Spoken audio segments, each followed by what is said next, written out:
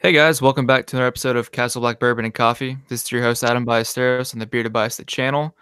Just a quick apology. I did not put an episode up for the fifth episode titled The Bells, and I'd like to say it's because I was busy, but honestly, I was just very disappointed with the direction the season had taken. And I can't say that this finale was much better, but it is what it is. I feel like I was prepared enough for this to not be too upset, but so today is going to be a final episode for the actual show, and my plan throughout the rest of the year is I would like to dig more into the books and talk a little bit about, the future spin-offs that we're going to get and basically following Game of Thrones news besides all the different movies and sports that I'm going to be covering. Today's guests are my buddies Brandon and Garth from the Nest Podcast. How you guys doing? We're doing well, doing well. I am at least. Doing just peachy. I'm glad you guys could join me. So a big thing off the bat when I talk about this final episode, this final season is I said it on the Nest podcast, Brandon and Garth, but I really hope people don't judge this show by the ending. I really hope that people can remember all the good, positive things that happened seasons 1 through 7, and they kind of dwell on that and not so much on this, negative reaction that the last season has got. Yeah, you said that on our last episode of our podcast, and we definitely appreciate having you on for multiple episodes of that and sharing your insight, just like this insight that you have here. Fuck, I lost my train of thought. I got a baseball game going, and You're Vlad good. Guerrero Jr. just hit a home run on me. You're No, good. well, I'll I'll help out here. Let me turn this off before I you get know, myself in trouble. I You're good. don't I don't think it will. Because you've got other shows that have had horrible endings. Sopranos, Dexter. Uh, I mean, even Seinfeld, really. If you want to go back a ways. So I think most of those shows are still held in pretty high regard. The one exception I would say is Lost. Um, Okay. Screw those guys. AJ Abrams, that's harsh, bro. Hey, no, no. I'm sorry, I don't get to the end and it's a dream. Yeah, it was pretty No, bullshit. uh-uh. I think Adam said that he hasn't seen it. I haven't. No, No, you're one of the few people that has told me do not watch it solely because of the way that it ended. that's to me that's the exception to the rule. All the other sh- shows that I've watched that have had bad endings, I still look on them fondly. Right. And I get that. Where I Uh, lost my train of thought, it was on to make that exact point, but I was going to use Star Wars as a reference. mhm. We all grew up and loved, the original trilogy and all that stuff. And even though Jar Jar came and then everything else that snowballed from that, we still love the story. We still love Star Wars. Of course. We're rooted in it. Yeah, we have the new one coming out this December, which I'm excited as a Star Wars fan, but with J.J. Abrams at the helm and then Kathleen Kennedy and all the things that happened with the last two movies, I'm gonna pray for the best.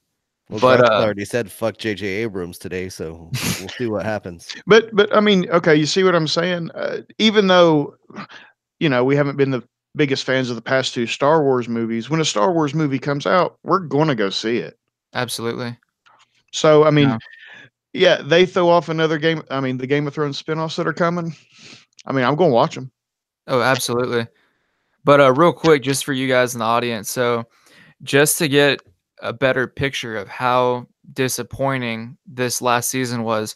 So the Game of Thrones series average in Rotten Tomatoes has been a 90%, which is very good considering, 8 seasons and a lot of things can happen in that amount of time. Of the 73 episodes they put out, 30 of them were rated at 100%, so a perfect score from all the critics, which is pretty insane. Of the 4 episodes that in history that were rotten, so less than 50% or less than 60%, 3 of them were in this last season. The only other one was Unbent, Unbowed, and Unbroken, which was a Sand Snake episode that took place, I believe, in season 5. I just checked Google. That's not good. Yeah. So, yeah, season 1, 91%, 2, 96, 3, 96, 4, 97, 5, 93, 6, 94, 7, 93, and then this final season, 67. So Yikes. if that doesn't say they dropped the ball, I don't know what will. What's the expression? Numbers don't lie. Yeah.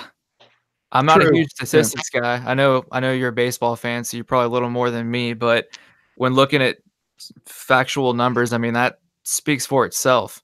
No, I was directing that one over at Rain Man over there, the mathematical genius Oh, in the corner. no, yeah, no. Statistics don't lie. Statisticians do.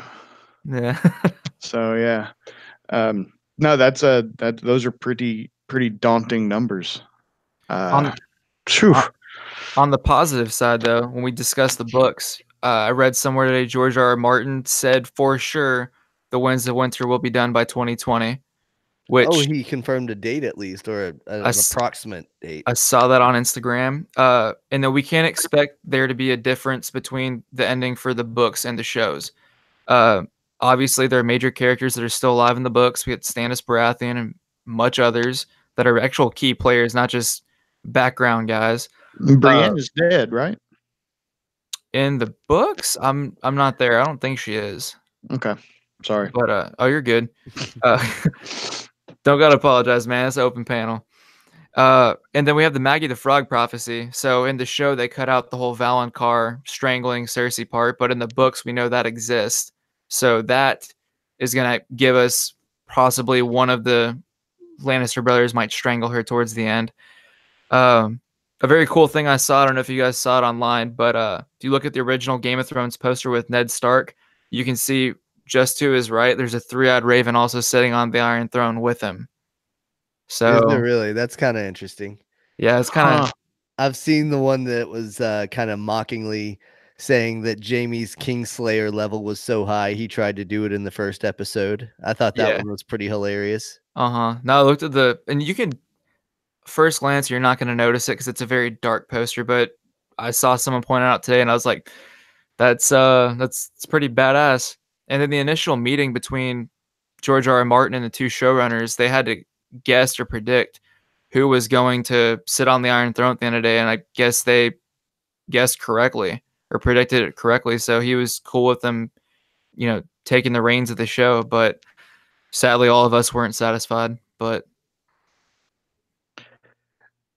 Well, I kind of wonder, does it? How to put it? Was is George R. R. Martin satisfied? Because to me, that means that if he had finished his books and then we had gotten what we got, would we be so upset, or are we a little upset because HBO took it over and we feel like they just totally blew it?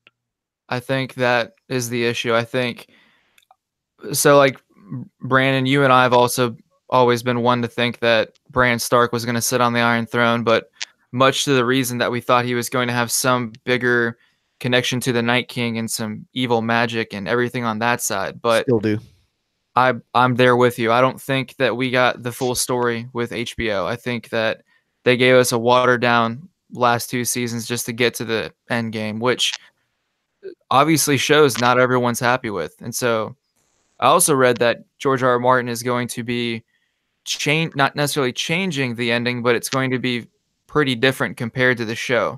So I don't know if it's more the end game that will be different, or if we're going to get a lot more detail and there's a lot more to the end game because it is the books. I So think the end game will stay the same. And to be quite honest, I'm okay with the end game.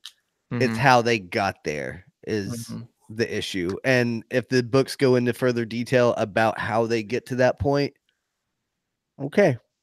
I'm Maybe we'll all reach an understanding or at least a level of appreciation.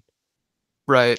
No, Yeah, the more I think about it, I'm not. I think I'm with Brandon. I'm not so upset about the way it ended. The more I think about it, a lot of it makes sense. But um, but I'm with Brandon. I think we got there way, way too fast. mhm. Um, hell, I mean, they don't mention Bran hardly at all for a couple episodes, and then boom, he's king. right after they formulate a democratic republic. Just, oh, here, get this. Great idea. But the way it ended, Brand King and Tyrion Hand and John in the North, I get it. That's kind of like a Shakespearean tragedy for John in a way. Right, like it all reverted back, and I kind of laughed when it happened because, and I said it on our show. The first thought that came into my head was, "Once you go black, you never go back." No. My wife told me I was an idiot and all that stuff because, of course, I blurted it out, and I think that the ending is what it should be, but like you're saying, I think it was too rushed the way that we got there, so it wasn't an earned ending for anybody. And so I would be okay with Arya sailing off west of Westeros, but now I'm at a point where I want to see where she goes because we didn't get enough of, a satisfied ending before that. We didn't really get a whole lot of build up to what was going to happen within the Battle of Winterfell to the last episode. So I just feel like we're all being left with an unsatisfactory feeling where we want more and we're not going to be satisfied. They had us wait years for this final season and it blew up in our faces. yeah, but we're also a culture that always wants things to get bigger and bigger, and we blow everything out of proportion. Look at the Star Wars franchise. Look at the Marvel comic universe. All of these things are mega because they've gone ultra viral, just like Game of Thrones did. They're not going to stop here. They've got the prequel series lined up that George R.R. Martin's one of the writers or helpers on Yeah. already. He's already helping out with that. So if he has his hand in the actual writing of the show, hopefully it's fucking better. But they're not stopping with these stories. They made these kids mega stars. Think about it in terms of sports. You spend, the first few years of this kid's contract developing him into being a superstar athlete on the field. Whenever he reaches free agency, you don't want to let your superstar athlete that you developed go off to another team. You want them to stay and play for your team and deliver throughout their prime time. Why wouldn't they switch to making full-on movies with these actors? Pay them as movie stars instead of TV stars. Which I hope you're right. I hope they take that route because they would make bukus of money, and B, there were 18 million people that tuned in this year to watch Game of Thrones. That there are a lot of people out there that are going to want to see that product. That's a TV show that came along like once a decade. It broke the Sopranos record. Mm-hmm. The Sopranos was what, 10, 15 years ago was the finale for that show? Something like that. That's saying a lot about it. Like, not every show that comes on is Game of Thrones. You have more King of Queens than you do Game of Thrones. But I kind of agree with you, but I wonder, a lot of these actors and actresses were fairly unknown before. That's what I was saying. They built and developed these stars. They took these rookie actors and made fucking all-stars out of them. But now they want to get paid, rightfully so. But do these actors and actresses want to be typecast as, oh, you're Game of Thrones? Kind of like it's pretty hard for Daniel Radcliffe and was it Emma Watson to break out of the Harry Potter thing. To me, it's like I I equate this to like the Mickey Mouse Club, with Disney. They raised them up, and I'd certainly see Sophie Turner and Maisie Williams wanting to go into big Hollywood, but if they're under the HBO umbrella, how likely is that going to happen? The thing that really makes me want to throw the bullshit flag on that is because Sophie Turner got a tattoo of a goddamn direwolf. But I think that also is just so did the Lord of the Rings cast. And then you have all the original. They want to be with that cast. They're so into that they would sign up for a lifetime deal of playing Sansa Stark, Frodo Baggins, because that's where they know their bread got buttered and it's never getting any better. It depends on the size of the projects too. I mean, we have to remember this is an HBO series. They have 10 episodes per season, and they're not just filming these in the Hollywood backlot. They're filming these in Dubrovnik, in Ireland, and all these random places. So that's a lot of travel and wear and tear on these people who, at the end of the day, I mean, they don't want to be spending 55 nights filming out in the, freezing cold all the time. But if you're throwing enough money at them and they're doing a movie and it's once every year, every 2 years, I don't see how someone could complain about it. So I'm hoping they take that route. 55 nights on a film studio set also equates to 55 days sitting around a pub in that country, sitting around a pool or a hot tub with your castmates, drinking beers, hanging out, shooting the shit. Like, it's not like they were out in the freezing cold with nothing. Like, they're on a fucking high class set. They've got fucking people there bringing them Starbucks, for Christ's sakes. But wasn't it like 14 below zero or something crazy at the Battle of Winterfell? They say that, but I don't know. There was I so feel much fire there. They were all sitting there Yeah. making fucking s'mores, bro. Yeah, I don't think Amelia Clark would have put up with that kind of temperature, but whatever. From what I've seen on, I think it was Instagram or Snapchat one, Sophie Turner was probably high. So, did you all seen that video? No, I haven't. No, What is it? she's getting her hair done and she's got a dab pen in her lap. And it wasn't a jewel, it was a dab pen. It was obvious, yeah. Oh wow. Well, and also because she grabs it and throws it real quick. You're not going to do that to a jewel. Oh, I need to see this video. I'll see if I can find where I saw it and send it to you. Hell yeah. Back to the episode real quick. So I'm gonna briefly go over. I want you guys to kind of agree, disagree, and give me your input on the good and the bad. You want kind of like a thumbs up, thumbs down type segment? No, I want to hear you guys talk. Okay. We'll go through this and I'll kind of roll with it. But so for number one, for the good of this episode, I put Peter Dinklage. I think any scene that he was in, I think when you see just his acting came out, and we got to see a lot of Tyrion Lannister when he's first the beginning walking through what's left of King's Landing, seeing his facial expressions.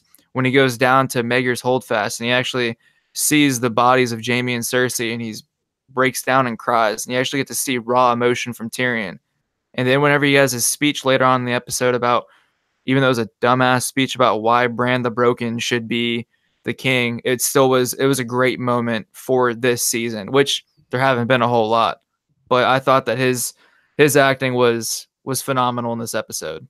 He did definitely get to show his acting chops. And it's funny, after you had to hop off our episode last week, Zach mentioned that exact scene where he was walking through King's Landing and finding Jaime and Cersei and all that. And he was actually wishing that it would speed up. He was upset that it was so slow, like, I guess, time consuming, because he was ready to get to the plot, the thick of things. He wanted to move along. And I agreed with you 100%. I thought that it was amazing to get to see Peter Dinklage's acting chops, to get to see how he actually felt in that moment, because that was a conflicted moment. And, he had to feel somewhat weird about that being Cersei and, all that shit. It is still his family, the last of his family. I just couldn't help but think that they're wasting plot time. I get you on that. Zach agrees with Garth. Then that's exactly what what Zach was saying, was that hurry the fuck up kind of thing. Yeah, I mean, I know Dinklage wants his Emmy or whatnot, but he deserves it. Come on, he definitely deserves it. But come on, let's go. So I see your point on that, and I agree to a sense. But I think part of the reason they drug on that part of the scene with specifically Peter Dinklage is I think they're trying to build this anxiety within the viewers to make them think this is about to be it for Tyrion Lannister. Let's give him full frontal of the camera because he's about to go out. Because going into it, I personally thought, man, this might be it for Tyrion. He just let his brother go previous episode. He's walking to his death. I mean, he might get burnt alive. I thought the same exact thing, dude. Yeah. I thought that's what the buildup was. And then actually following that, a scene that I thought was, when you watch it the second time, which I really kind of had it on the background but didn't really want to pay attention, but when John's walking up the steps, and not even the bad is actually the Grey Worm part of it. But when he's walking up the steps and you see Danny coming out to meet him, and Drogon flies straight above her, and the wings come out, and it kind of gives the effect of she's a dragon too. I thought that was a pretty cool scene, the way they filmed it. That was a nice touch. That was another one Yeah. of those moments when I was like, "Ooh, that shit was cool." Yeah, I made an audible, just oh shit. Yeah. That was awesome. And before I forget, the bad though, before I continue with the good, or Brandon, we talked about this. How in the hell did Grey Worm get up those steps so damn fast? The only way that I can figure is that he slipped into another dimension that was a wormhole that Sam created as a wizard. He's learning how to do this stuff. Can we call it a gray wormhole? Yes, absolutely we can. You need to coin that. I mean, there are so many plot holes in this season of Game of Thrones. I figure we could throw in a gray wormhole as well. Yeah, someone needs to coin that. And then we have later on Sansa telling off her uncle Edmure Tully when he's trying to announce himself as the next rightful heir to lead the Seven Kingdoms, and she kind of just, "Uncle, sit the fuck down."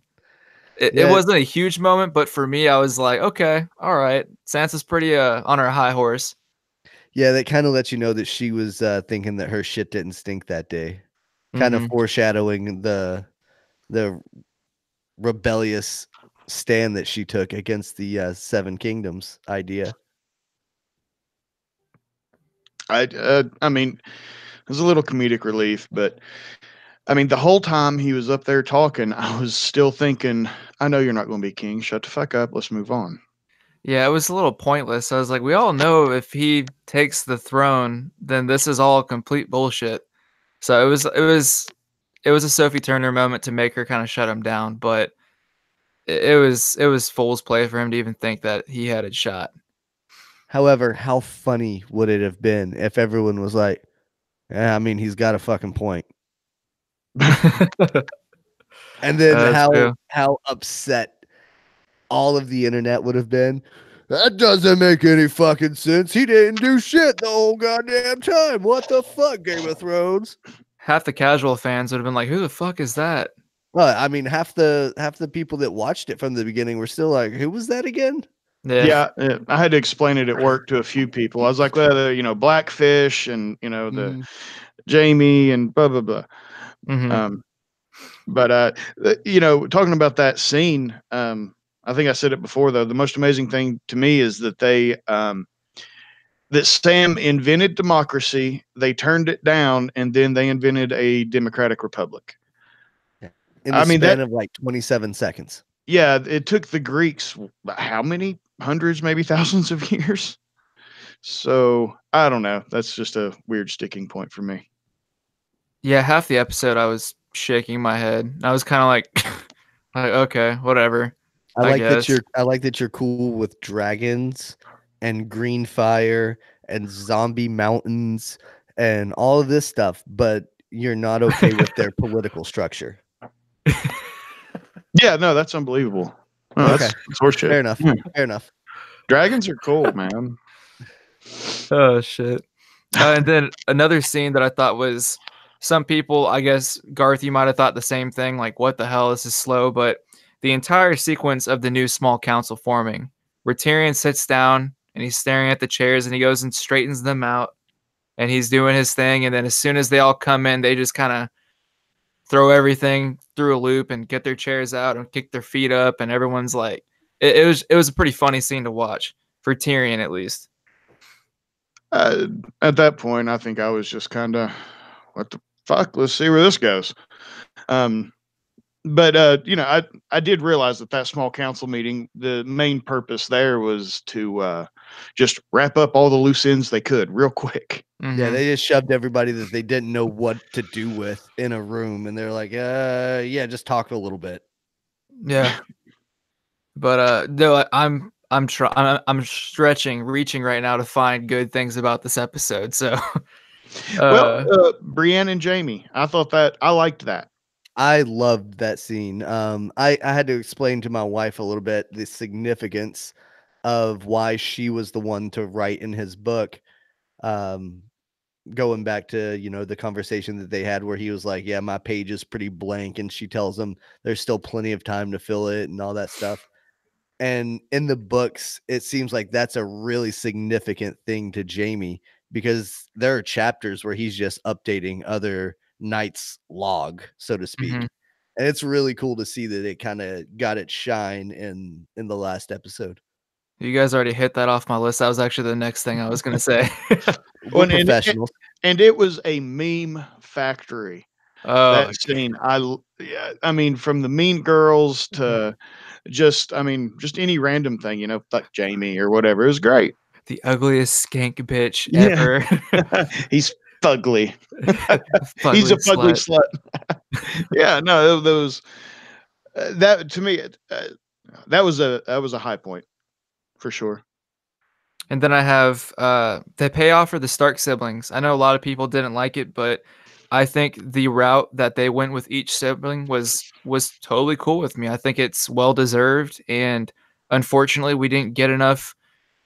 However, I will say the overall plot we didn't get enough build up towards it, but I think this show has been mainly about the Starks. Yes, there's been Danny, there's been other characters, but this has been a predominantly Stark heavy show. So we've been following each of their character lines enough that I think what has happened with all of them makes perfect sense. Maybe not so much for Bran, but for Jon, for Sansa, for Arya, I think it makes perfect sense the way they ended up. For me, the only way that Bran on the throne made sense was if he was the Night King. Hmm. But I have a question about that. Garth gets hung up on the political processes of all of this. I've still got another thing, but go on. They made Bran the king. Bran is the three-eyed raven. Judging by the age of the last three-eyed raven, dude's pretty fucking old. I don't think he can die until a new three-eyed raven is appointed or chosen or whatever.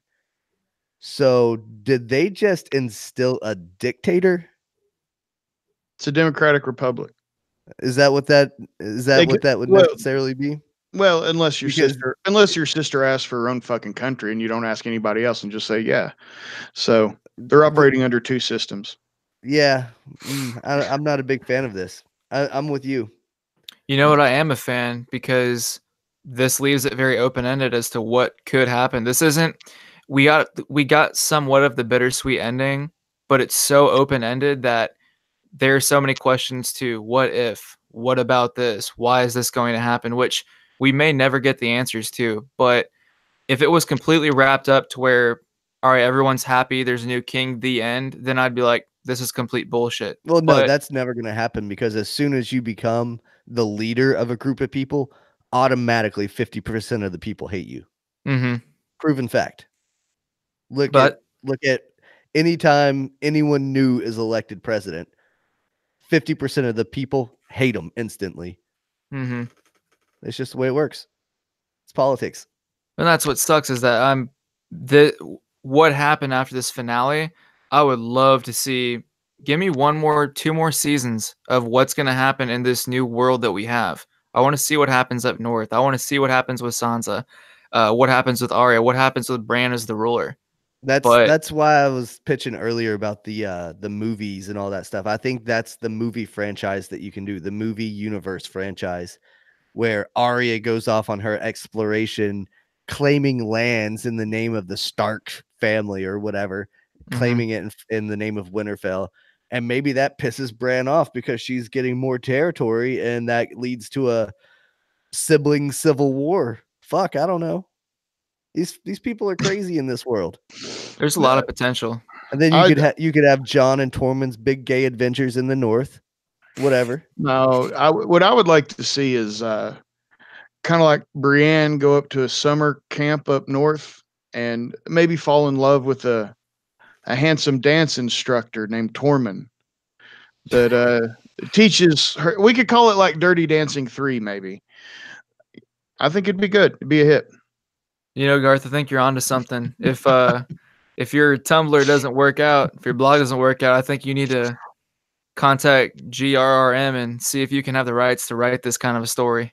The pornographic fan fiction, I'm down. Oh gosh. Ugh. These are images that nobody wants in their head. No, could take- probably not. It could be with the Night's Watch and call it 50 Shades of Black. Oh, I I like like that one that. though. That was pretty funny. Could do that. I also like 50 Shades of Big Woman. I all mean, right, now we're getting into some fucking Buffalo Bill Yeah. shit. 50 But Shades. I'd like to see what happens up north with John. I thought it was interesting. I don't know if you guys have mentioned it, that, he's really a Targaryen and he didn't want the throne. And so was Aemon Targaryen. Mhm. He didn't want the throne. Right. I mean, I think That's correct. that's Yeah. why he's there. So it's kind of interesting that I just found that neat that, I mean, with the Targaryens, seems like they're either batshit or they go to the wall. it's a good point. Yeah. So It's a good point. I'd definitely like to see what was up north. One idea I had right when Drogon took Daenerys away was that he would fly her up north to the Children of the Forest, and somehow maybe they can speak Children of the Forest and dragons, and they make her the new Night Queen.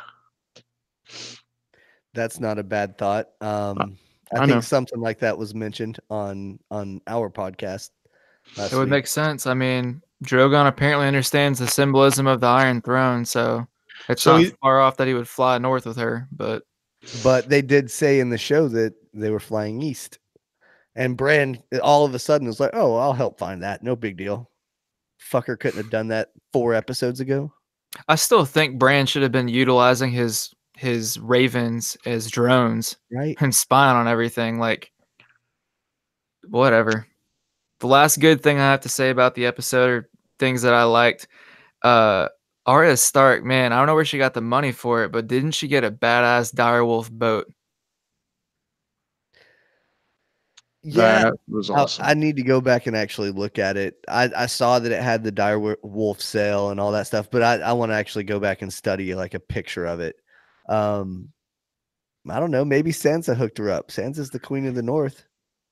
She's bound to be sitting on some kind of gold cachet. I had hoped she would, when they slowly panned up to the sail. I was hoping she had altered the sigil just slightly for her. You know how Stannis and Robert Baratheon's were similar, but Stannis had the fire. They still had the stag on it, but they Yeah. altered it. So I was thinking, like a dire wolf with a needle incorporated somehow, or A dire wolf with a lion's face or another face on the wolf because she's, many faced. You just do a faceless wolf. A faceless wolf, yeah. Maybe put a goat on it. What the fuck? Now you have to put Arya doing the Jumpman dunk. Yes. Air Arya. That's crazy. All right, so let's get into the bad. As if Okay. we haven't already said enough bad things, but here we go. So this isn't any particular order. This is just off the top of the dome that I wrote down. Number 1, Grey Worm and the Unsullied should have been tried for war crimes after the death of their queen. For everything they did. Yeah, I think we said it after episode 5 whenever whenever Danny started setting fire to the place, and then Grey Worm basically became the leader of the SS and started just slaughtering the civilian population. We were talking about it in a text thread that the Nazis that were captured were tried at Nuremberg, and they were all dealt with as war criminals. I don't see why the Unsullied were given kind of a free pass. Who's going to capture him? I mean, the ones that were in charge, I guess. I mean, it kind of made it look like Grey Worm had just as much authority as all the other lords and ladies of Westeros. But anybody that would have been important under Daenerys' regime wouldn't have had any kind of authority or power with anyone else. Right. But and I get what you're saying, and I do think they should be, but I don't know how those chips would fall because Yara was certainly Team Danny, which surprised me. I mean, even after seeing all the destruction, Yara was like, "Ooh, girl power."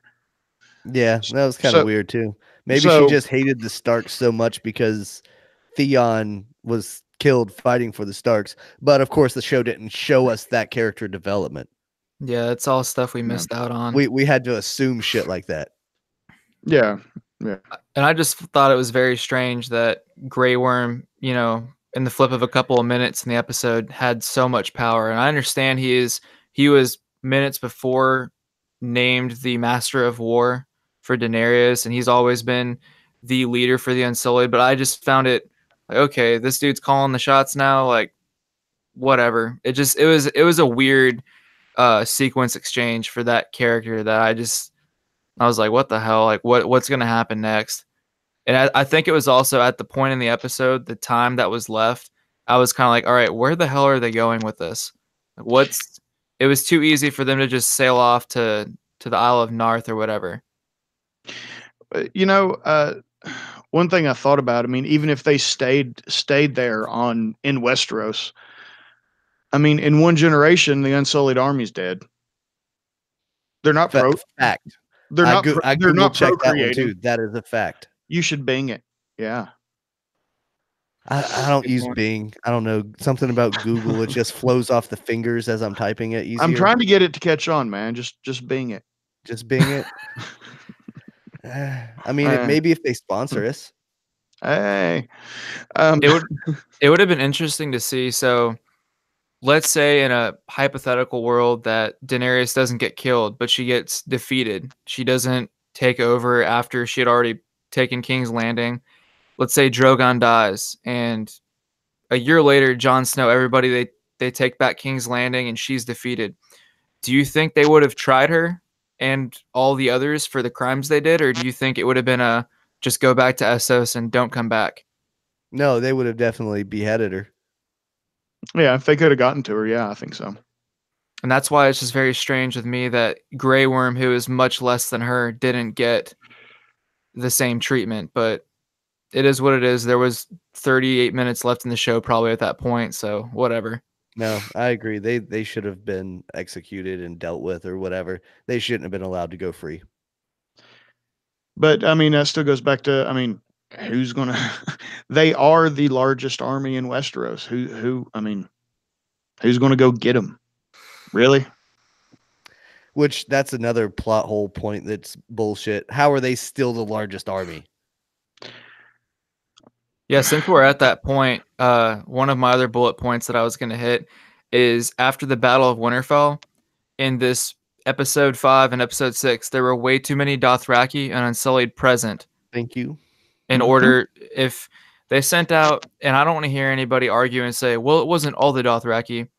The image that we got at the beginning of the Battle of Winterfell was that every single horseback riding Dothraki got their sword and scythe lit on fire by Melisandre, and they Yep. all rode out to their death. And maybe a baker's dozen of them came back after, cowering back with Jorah. Right. But there are way too many people that survived that battle and made it to King's Landing. Well, they said, what? Didn't Grey Worm say half the Unsullied were gone? So I think she had what, 80,000? Is that right? 80,000 Something like Unsullied. that. That sounds about right. So she would have had 40,000 left after the Battle of Winterfell. So I don't know. I don't know what 40,000 people look like. Well, I kind of do, but And at the end of episode 4, we are under the impression that Dany has sent all of the Unsullied that she does have, unless half of them or 3/4 of them were drowned at sea whenever they were attacked by Euron's fleet.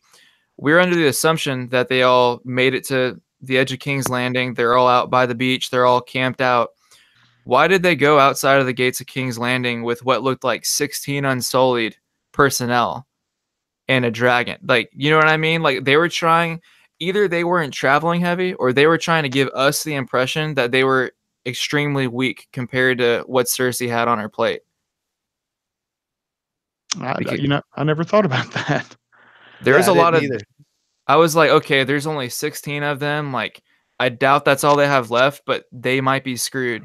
But anybody that has 2 eyes, 2 ears, and a brain would understand that if you're gonna go outside King's Landing to see Cersei Lannister, you're not gonna go with just 16 of your best fighters, Grey Well, Worm, your advisors, and then the dragon. I guess if there are 16 of them, that means you can have 4 fire teams of 4. That's a good squad that you're moving with.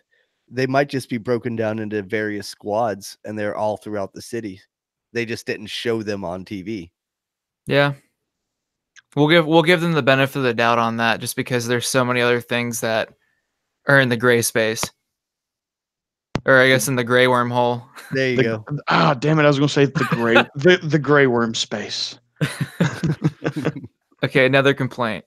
So just episodes ago, Bran had mentioned that he wasn't Bran anymore and that he didn't want anymore. Specifically, I don't want anymore. And then this episode, he makes the snarky comment of, "Why do you think I came all the way down here to King's Landing?" After they suggest that he should be the new leader of the Seven Kingdoms. 'Cause he's evil. Uh, I don't know. Yeah, yeah. I've kind of thought about that. Maybe it's not that. Maybe it's not that he wants to. He just knows it's going to happen, so he went. Um, I mean, I know he can't see the future, but maybe he's putting things together, and you know, I don't know. Maybe this was all something that he orchestrated. Maybe he hasn't been using his ravens as drones because he wanted Dany's dragon to get shot and he wanted her fleet to get destroyed. Maybe he knew all of this whenever the Night King was standing beside of him and he was pissed off that Arya stabbed the Night King because he was about to complete the transformation to make him a god. I don't know. Maybe he's fucking evil. Those are all questions I hope some way, somehow we get an answer to later on because Brandon, I subscribe to that too. I don't think Bran is 100%. The show is trying to portray him as this know all, good all person, but it's almost like they wanted to have us forget about the idea that he's the three-eyed raven and that he has all these other powers, and now he's just gonna take the seat and do good all of a I sudden. wouldn't say that they want us to forget that he's the three-eyed raven. Tyrion pointed out that he became the three-eyed raven, Oh yeah, good point. and Brienne on her chest, she had a new sigil that was a three-eyed raven sigil. I didn't notice that. Oh, it's badass looking. It's pretty cool. Check it out. Yeah, we'll have to check that out. It's the scene when she's writing in her book.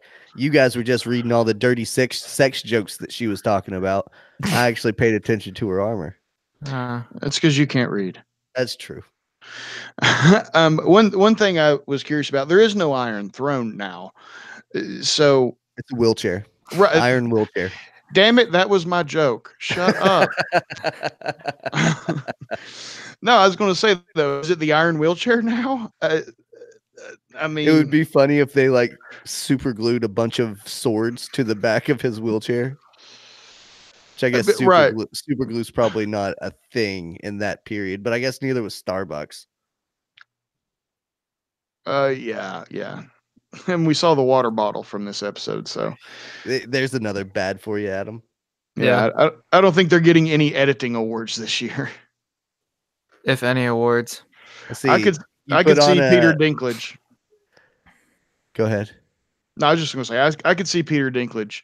Oh, you know, for an Emmy, for an acting Emmy. Yeah, right. But that's that might be about it. Yeah, they put on an entire episode that no one could see, and then they left a cup and 2 water bottles.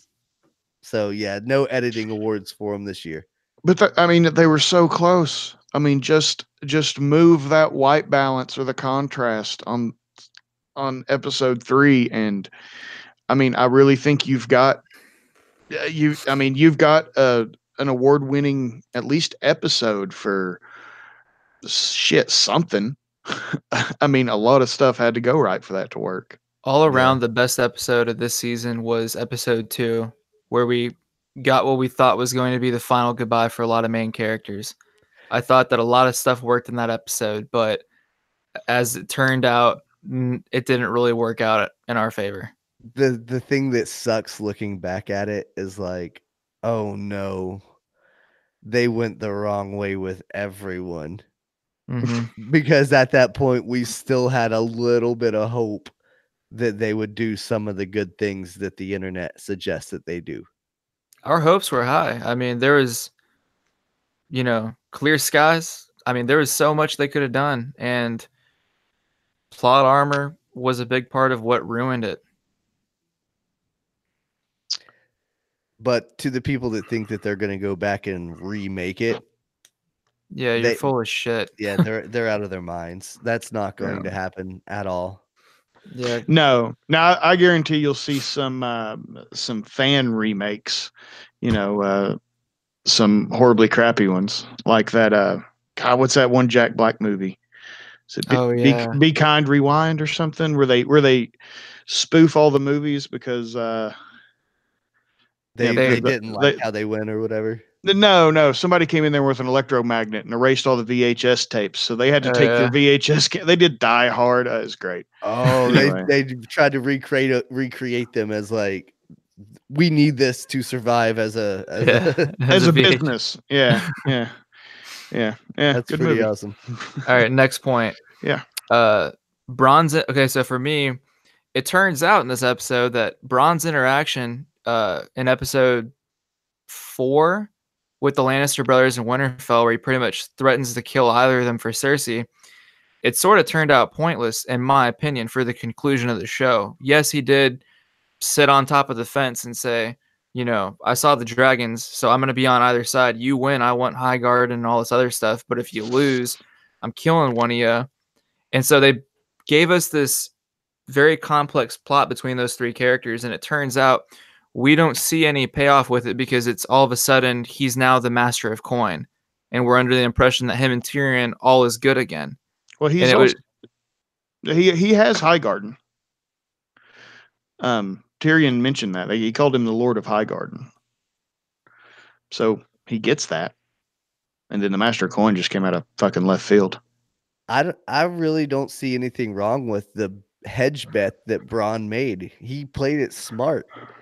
I just think it was pointless. He never said that he was going to kill them. He said, if you go into this battle and die, then I'll just claim it and take whatever Cersei's reward is.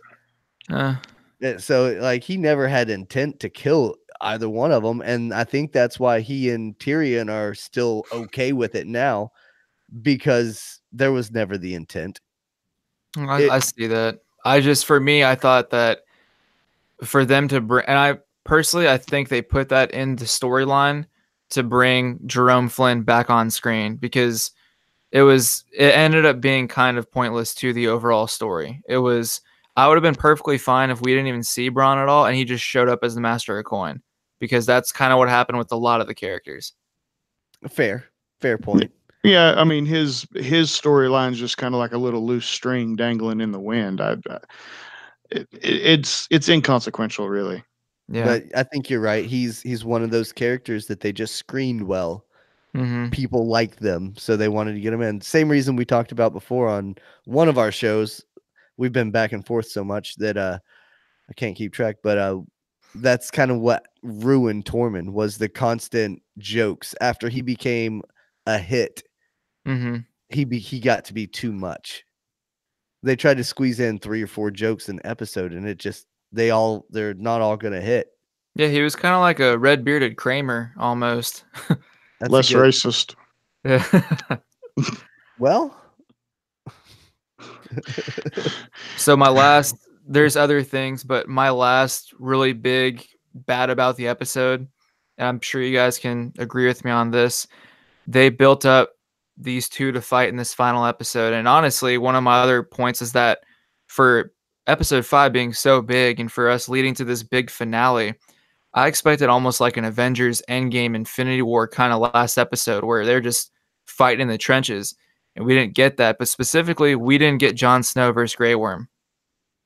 Yeah, I definitely thought that would happen. I thought that it would be almost video game-esque, and Jon Snow would have to battle Grey Worm for the chance to even try to slay Danny.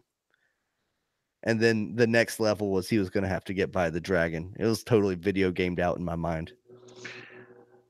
I fully expected after Drogon came and did his thing. I was expecting Grey Worm to walk in with Danny's body on the floor, and then Drogon, I guess, take her off or whatever he did. And then I expected a fight right there. That would have been good too. Right. I didn't expect the capture, and we wait a month or however long it took to grow that facial hair. And I just didn't. I just kind of expected continuity. It was just, I don't know. I think it'd have been cooler. Do you guys have any other bad or good things that you want to say before we move on to my 2 different top 10 lists that I have? I think we kind of covered it in pretty good detail. I mean, the only question that I really have is, everybody was poking fun at Sansa's dick joke for Bran. He's not going to be able to have an heir or whatever. But Stephen Hawking fathered children. Keep that in mind. Yeah. And why couldn't Bran father children? Apparently his dick don't work, is what it implied. But that's not true. That's what I'm saying. Stephen Hawking had children. And he had them after he was wheelchair bound. That's true. I never really, critically thought about Bran's penis, but it should work, yeah. Oh, did you guys see that they didn't edit out Grey Worms in this last episode? Oh, did he have a bulge? There was a bulge behind Tyrion's head when Tyrion's given his little speech of who should be the leader of the 7 kingdoms, and there's a bulge there that wasn't there before. So Grey Worm, whenever Danny died, finally became a man and led his people. Makes perfect sense to me. No plot holes there. No. You can definitely grow a penis with pure rage. That's what I mean. It's a rage penis. Yeah. If we're buying this political structure that they're setting up, we can buy that too. I agree. I was always hoping that we would, throughout one of the episodes, we would see a epic Grey Theon battle, just so I could call it the Battle of the Bulgeless, but never happened. Oh God, that would have been awesome. Yes. I would have coined it. Quit my job. You should have put that out there in memes and stuff as a theory anyway, just to get that as a trending thing. Like everyone talked about the Clegane Bowl. Somebody somewhere came up with that saying. Yeah. You should have at least. Yeah, dude. Oh well. I keep tweeting Stephen A. Smith or anybody covering football because Devin Funchess. Mm-hmm. I don't know why they don't call him bunches of Funchess. It ain't caught on yet. Now it's going to be every Carolina Panthers fan's fantasy name. Hey, I said it here first. Are you a Panthers fan? I'm a fan of my fantasy team. Okay, that's fair. Yeah. All right, so I have 2 top 10 lists, and the first one we're going to do, this is the top 10 things, and I'm going to go from 10 down to 1. I kind of put them in order. It was a little tough. And this is the top 10 things that ended up not being as significant as we had hoped because of the way the show played out. But hopefully in the books, they will be way more significant. At number 10, guys, so you're telling me that Ned Stark's right-hand dude, Howland Reed, was alive the entire time, but he didn't appear anywhere else except for that final meeting? Nah, he was chilling in a swamp. He's a swamp person. He don't care about the world. I couldn't believe that. I was like, you gotta be shitting me. Even after his daughter came home and told the story of taking Bran up north and all that stuff, he still didn't give a fuck. He's like, whatever, dude. Yeah, I was like, okay, I guess that was super insignificant, but whatever. All right, so next this is character arcs in general. That's what I put at number 9. A lot of these character arcs were apparently not as significant as we had hoped, because they had all these build up with Jaime, with Bran, with the Night King, if you think about it, the only character that went full circle and got the legitimate arc was Theon Greyjoy, if you think about it. He went from kind of this douchey guy in Winterfell. We all hated him. and that we saw him become Reek, see him get mutilated, see him get castrated, see him become Reek and hate his life. And then he gets on this character rebound where he's coming up and you start to like him again. He's kind of learning how to be a man.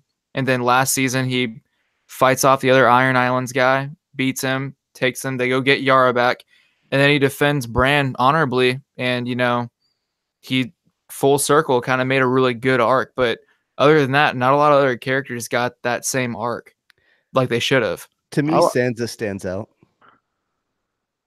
I think she got a pretty good arc, a pretty complete arc. Yeah. I agree with. Okay, so Theon and Sansa. I don't know if you call it an arc, but I do like. I always liked Davos's story. Yeah. I like the Onion Knight myself. Yeah, But it wasn't much of an arc, but I just liked his storyline. He was just there was no arc. He's just a good dude that tried to do what was right. But And he's always there. And he Always al- at and the he- important place. but he never disappointed you. That's true. And that's my point, though, is that of all the main characters, we can come up with 3. You had Jamie, who had this. He was building up to better things, and it in a flip of a switch, he just kind of, I'm gonna go back to Cersei. I'm gonna go back to King's Landing. Arya, she goes on this, suicide mission to kill Cersei, and then you have the Hound goes, you don't want to do this. You don't want to be like me. If you go up there, you die. And she goes, yeah, you're right. I'm gonna leave now. I'm gonna go back north. And you're like, what the hell? Like, that's not Arya Starkish. Yeah. No, but the Hound, talking about other people that completed their arc, The Hound, yes. he Yeah, definitely good point. did. Yeah. I'm still getting over his death. That was easily probably my favorite character of the show. Really? Okay. He was a good one. I like Sandor Clegane, fuck off. All right, and then I have at number 8, Cersei and Dany. So they mentioned their fertility a good amount in season 7 and season 8, and it was sort of a red herring. There was zero reason, especially to Dany, to even mention her fertility issues with Jon. Kind of just to get into this, the idea in the Twitter sphere that she could potentially have Jon's kid, but there was zero reason for them to even mention it in this show. No, and I think you hit it nail on the head when you said it in the Twitter sphere, because that's all it was meant to do, was to create a buzz, to get people talking and to throw people off the scent.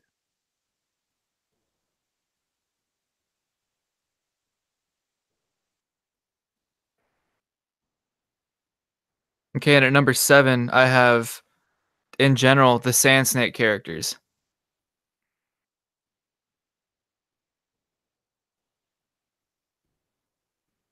What happened to Garth? I'm not sure. He might have dropped out. Okay. He We can was just frozen. Yeah. we'll He'll just go probably- he'll- then. Yeah. Sorry. Yeah, the Sand Snake characters were pretty lame.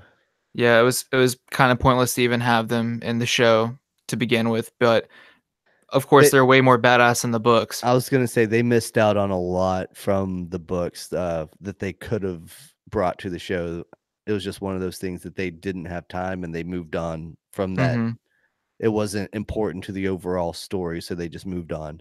Which is unfortunate because they had a lot of potential. But at number 6 we have Arya's faceless man talents.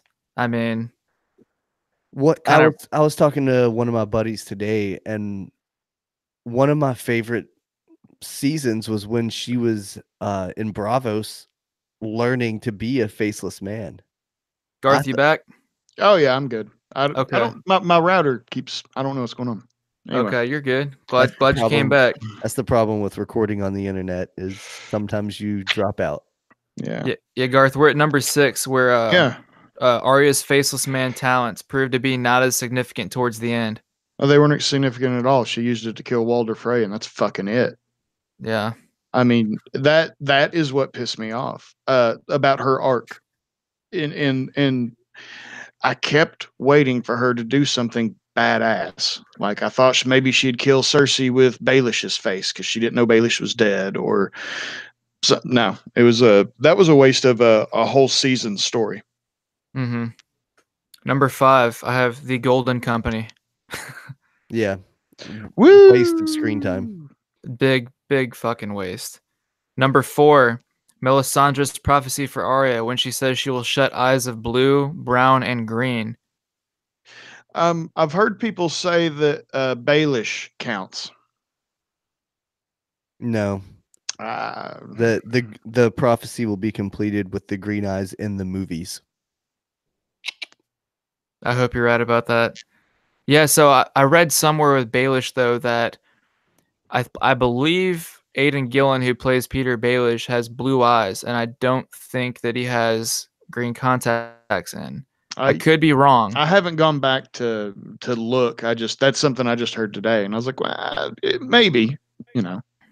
I had to go back and look at it and whatever, but yeah, so that was one thing where towards the end we didn't really get that payoff.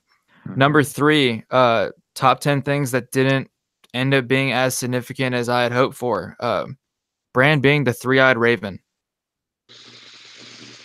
Pretty much just a lifelong king. I mean that.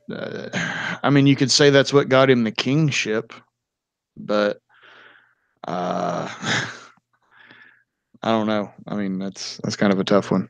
Other than revealing, and I'll get to these two. Actually, we'll bring it up more in a minute.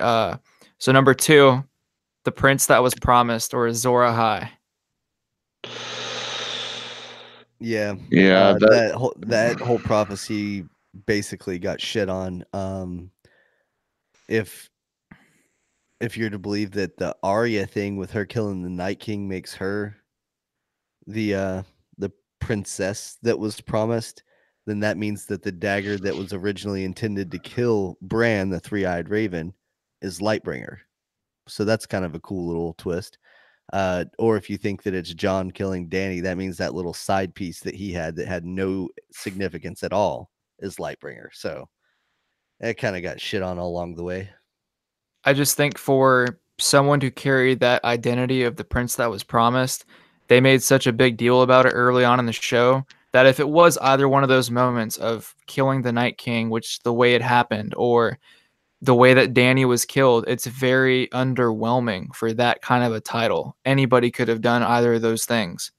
Well, and when Melisandre had walked off into the sunrise and died, they pretty much just brushed that off like, well, there goes that religion. No big deal for that. Yep. So, And number 1, I have Jon Snow's true identity. I think that goes into that poetic justice that Garth was talking about earlier with the Shakespearean tragedy. Is like he was built up to be the true heir, but ultimately it got him exiled and cast off. Yeah, I think the whole point was for us to get our. I mean, that's the point of a tragedy. You know, you've got to get your hopes up and feel that a character really deserves something or should really have something, and then through Take it away. just some shit, it doesn't happen. I just feel like the buildup they had for him being Aegon Targaryen, and it felt like the beginning of The Last Jedi. We left off The Force Awakens where Rey makes it to that stranded island to see Luke and give him the lightsaber. And the first thing he does with it is shrug his shoulders and throw it into the water. That's kind of how I felt Jon had treated it with his name. Like, I think apparently Jon is an idiot. He went from one of my favorite characters to one of my least favorite characters. But when you realize that you were half Stark, half Targaryen with a name like that, and you have that true lineage, you should probably step up and say, you know what? I need to be the king that everyone wants instead of not, shedding off more responsibility yet again. And I just felt like it was very almost uncharacteristic of Jon to do that because he did at one point become the king in the north or the king of the north or whatever, and he was taking on that role. But as soon as he meets Daenerys Targaryen, it's, oh, she has dragons. Yeah, I don't want to be king anymore. And it just didn't make a whole lot of sense. For a guy that's I mean, you could easily say heroic in battle and all that. He's kind of cowardly, I think, in pushing that away. He knows he knows that Dany ruling is not good. So, he kills her. But and he's going to go that far and then not step up. I don't know. I think I agree with you. It should have meant more, but Ever since he found out, he was just like, nope, nope, nope, nope, nope. So Yeah, I agree. He was definitely dodging it. And Adam, you put it perfectly that he kind of passes the blame or passes the buck on to other people all the time and never takes responsibility or for anything. Mm-hmm. And Danny, same thing. All right, so let's get into this is the last segment of the podcast. Well, honorable mention for your list real quick that I want to throw in there is when the Unsullied left King's Landing, why did they still have to send John away? You're right. Why couldn't he just stay and hang out? Like, oh, they're sailing away.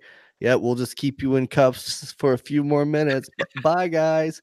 Okay, You know why? they're gone. It made too much sense for them to do that. That's why. they'd I have guess. had to kill Yara. Fuck her. Small sacrifice. Agreed. Yeah. And But it was all because they wanted John to get to go pet Ghost again. mm-hmm. We Oh, needed that moment. That's They what probably last week they were probably like, "Hey, everyone's pissed at us, John. We need you to glue this pubic hair to your face, look like a beard, and we're gonna go CGI this wolf real quick and just pet him just for 5 seconds, and we're gonna throw that in the shot." it'll be the very end of the episode. I know you're supposed to die in this episode. We have to change everything. Just got to get the shot of the goddamn wolf. All right, so these are my top 10 Game of Thrones moments for the entire series, and it's very hard to do this. We'll kind of fly through these. Just give me whatever you guys think, and this is one of those things where it could change any day, but this is the way I put this. Like, for example, Clegane Bowl is not on here, and this is the best moments significance-wise to the story, about plot, about how they actually impacted what happened throughout the show. Number 10, I have Arya wipes out House Frey. For me, that was more of just to showcase how badass she is, that she is a faceless man, and just the power that she showed. Unfortunately, we never got that payoff with her besides killing the Night King and showing her, spear talents in the Battle of Winterfell. But leaving when she's walking out of House Frey, you had this feeling of, wow, this is a whole new animal, Arya Stark. Yeah, I agree. They definitely missed the mark on doing that. So maybe the movie franchise will pick up on that and definitely exploit that. It's gonna happen, guys. Just like Sam being a wizard, I'm gonna will it to existence. Shazam. Right. I think it was yeah, that was very, very significant. I'd have it in my top 10. Mm-hmm. At number 9, and partially because of how this battle turned out, but also because I hadn't really seen anything this intense or graphically pleasing to my eye, but since Helm's Deep, but I had the entire Battle of the Bastards sequence. Yeah, I have to agree. I specifically remember, John getting trampled in that, and yeah, that gave me a little anxiety. That was an intense battle, and yeah, that was awesome. Well, and talking about significance, this is them reclaiming Winterfell from Ramsay Bolton, who's a absolute fuckface Yeah, Mm-hmm. and you get to see Bolton die. in a It very was, cruel way. Very awesome. Yeah, and going back to you bringing up Sansa's character arc, she got to, sick the hounds on Ramsay and take him out. So yeah, there was a lot of stuff that played off with that battle that are too significant to not put into a top 10. I agree. At number 8, I have the first Dracarys, when Dany takes the Unsullied from the slave traders. And we finally see Daenerys kind of use her wits about her and pretend to not speak High Valyrian. And then she sicks the dragon on him and burns him alive and just kind of, thug life her way out of there. Yeah, I agree. It was a turning moment for her and a defining moment for her character. And also set the precedence that she's not afraid to use her fire to burn her enemies or whomever she views as her enemies. you're right. That's one of the first times you see her be ruthless, and kind of conniving in a way. So yeah, that's another scene that I'll probably never forget. Mm-hmm. At number 7, I have Tyrion Lannister on trial and / the Viper in the Mountain trial by combat sequence. Yeah, that was a. I mean, just the scene was good, a complete shocker, and the significance was, yeah, that's what I mean. That is how or why Tyrion went to Essos. I mean that and him going to Essos was crucial for Dany coming to Westeros. So I think it kind of set in the second half of the series. Yeah, and just the drama of that episode whenever Oberyn Martell got his head smashed in like a cantaloupe, and we thought, well, shit, that's the end of Tyrion Lannister now, because that was the trial by combat, and if his guy lost, he was supposed to die.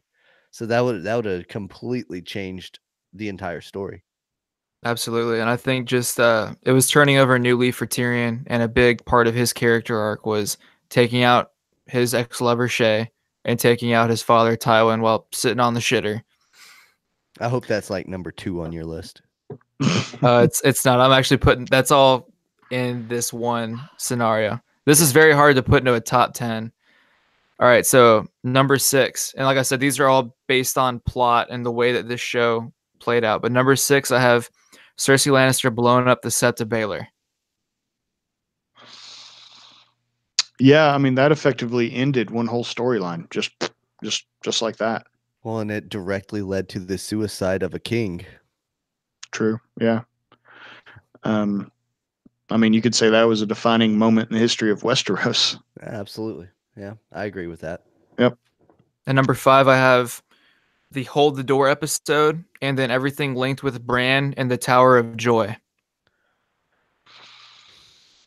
Basically, Bran's vision. So we see why Hodor is the way that he is, and then we see the Tower of Joy leading up to the fact that Howland Reed, stabbed Sir Arthur Dayne in the back, and it wasn't Ned Stark that rightfully beat him or honestly beat him, and then we see ultimately what goes up to John's lineage. I mean that. Well, it was huge up until like we just talked about until it wasn't. You Yeah. know, that was on everybody's mind for what, 2 seasons, and then when it comes down to it, it was, oh well, that I mean, cool, but didn't matter. Right. And then I also think with Bran's story arc and the fact that we've already mentioned the fact, three-eyed raven thing really didn't play out to be anything that significant anyway.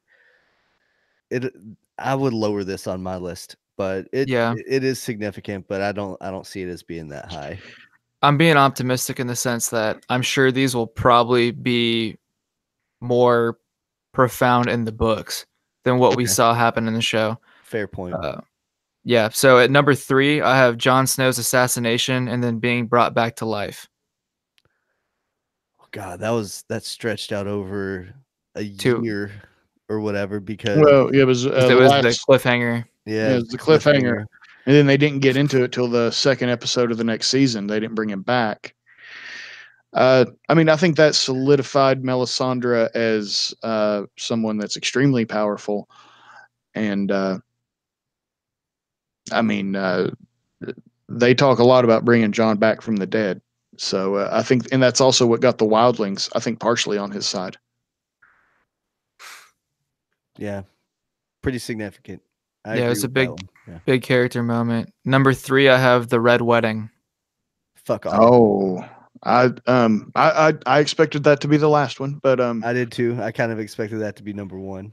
You might be shocked at my number 1 then, but number I, 1 is we'll get to number 1. to me that I mean, in my mind, that changed the course of the entire show. When you kill off, a good, 20% of your main cast, Mhm. holy shit.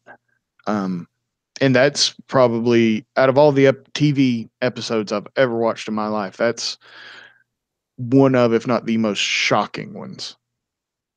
Yeah. Yeah, I didn't see it coming. I didn't read the books until after I'd already seen through like season 5. So that completely caught me off guard whenever all that shit took took place. I did not expect it. I did not see it coming. Like you, Garth, I wasn't sitting there thinking that a quarter of the cast was about to be murdered. So Yeah. that one definitely was impactful, and like we both thought, it was your number one. So Yeah, well, these next three for me are all sort of interchangeable. But yeah, Red Wedding was huge, like you guys were saying.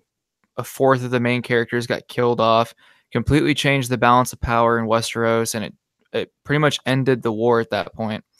But at number two, and you guys may not agree with me on this, but I have the episode of Hard Home. We finally get to see the actual power of the Night King. Specifically, before that, we see Jon Snow defeat one of the generals by swinging Longclaw and taking him out. So we see, wow, they're actually beatable besides Dragonglass. But then it's the final scene where we see whoever survived sailing off in the boats looking back. And we get the infamous scene of the Night King lifting his hands in the air, and we see all the dead bodies come back to life. yeah, I can agree with that in top three. That's a lot of information, is passed down in that episode. I the will go ahead. the most important piece of information that's passed down in that is that if you kill one of them, then it destroys the other walkers that it raised or whatever. Mm-hmm. So Yeah, that was crucial in the end game when it came to killing the Night King. yeah. But no, and this also goes significance towards the books and what the actual plot I think should have been, because unfortunately we saw that the White Walkers weren't as big of a threat in the end game to the Battle of Winterfell. But at the time, we're all sitting there going, how in the hell do you beat these guys? They keep multiplying whenever you die. Like it looked it looked almost impossible for them to win. And at number one for the best Game of Thrones moment, or the most significant, I have Ned Stark losing his head. That's what I thought. When you said Red Wedding wasn't number one, I was like, it's got to be Mhm. that, because That I mean, hooked everyone on the show. yeah, for people that hadn't read the books like me, I still haven't. I don't have the patience, but I mean, to me, when that happened, I was like, oh, that's the kind of fucking show this is. All right. um, yeah, I mean, that to me, that was the original game changer in Game of Thrones. Uh, I don't think anybody really saw it coming, and to me, it changed my entire expectation of what the show was going to be about. Yeah, absolutely. That's what caught me and got me onto this roller coaster ride of this show as well. Before that, I mean, you can ask some of my friends that knew me back when I was trying to get into it. It took me about 3 or 4 times of watching the first couple episodes to really want to sit down and watch the rest of it. At first, I was like, "Oh, it's just going to be another Lord of the Rings. I don't know if I want to invest in it, blah blah blah." But then when Ned lost his head, I was all in. That's how I was too. Sort of with the same with me in Sons of Anarchy. I don't know if you guys ever watched that, but Good show. yeah, about the second to last episode of the first season when Donna gets shot, Opie's wife, the same kind of thing. I was like, Oh yeah. holy shit, like that just happened. But Yeah. besides drawing the viewers into staying with Game of Thrones, that pretty much started the the next war after Robert's Rebellion, and pretty much kicked off the plot of Game of Thrones. And we always knew Joffrey was this little shit, but then we see what he did to Ned and what he caused and all the racket that happened afterwards. And that to me is the biggest, most single defining moment of this entire series. I agree. I mean that let you know, oh, it's Starks versus Lannisters. Mm-hmm. Yeah. But yeah, guys, that wraps up tonight's episode of Castle Black Bourbon and Coffee. Where can the listeners find you both at? Well, for the Nest podcast, we're Instagram and Facebook at the Nest podcast. We do a weekly sports show. It's usually every Friday night at 7 o'clock. It's presented by Sportszilla. I'm rocking their T-shirt for the YouTube views, and we had been doing the Game of Thrones on Mondays. We're gonna keep Monday nights open for when we have just any kind of overflow content that's not sports related. I think Garth is going to come on pretty soon, and he and Zach are going to talk about nuclear versus solar energy and things Oh like yeah, that. yeah. So that's way over my head. I'll probably be sitting there learning the entire episode, I'm gonna but have to tune in for that. yeah, I don't know jack shit. So it's going to be a learning experience for me. I'm going to be the idiot sitting there asking the basic questions, but maybe that'll be good for our listeners because maybe not everyone's, a nuclear physicist or whatever. So Yeah, no, that'll be a fun episode. I'm looking forward to that. I don't think it'll be too political. Just you know, discussing the merits of each and the cons. sure. And Yeah. Garth, where can people find you? That don't find me. Don't I'm not. find you? No, I'm not a pleasant person online. No, I don't have anything going really at the moment.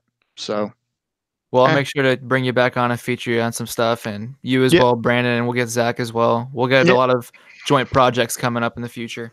yeah. We can talk movies or whatever. You know, we have the little running joke about Garth's Tumblr on Yeah. on our show. If you can find it. It's kind of like the joke that Tyrion has where he walks into the brothel with a honeycomb and And a donkey. a donkey. Yeah, we'll just keep that running. If y'all can Yep. find my Tumblr, go for it. Yeah. That's the running gag now. So Well, guys, thanks for listening to today's episode. It's thanks Adam for having us. Ballesteros. If you have any questions, comments, concerns, or you have any final things you want to say about Game of Thrones, email me at thebeardedbiesta@gmail.com. Or, you can send me a message on Instagram at bearded_biesta. But thanks for listening to today's episode. We'll see you next time.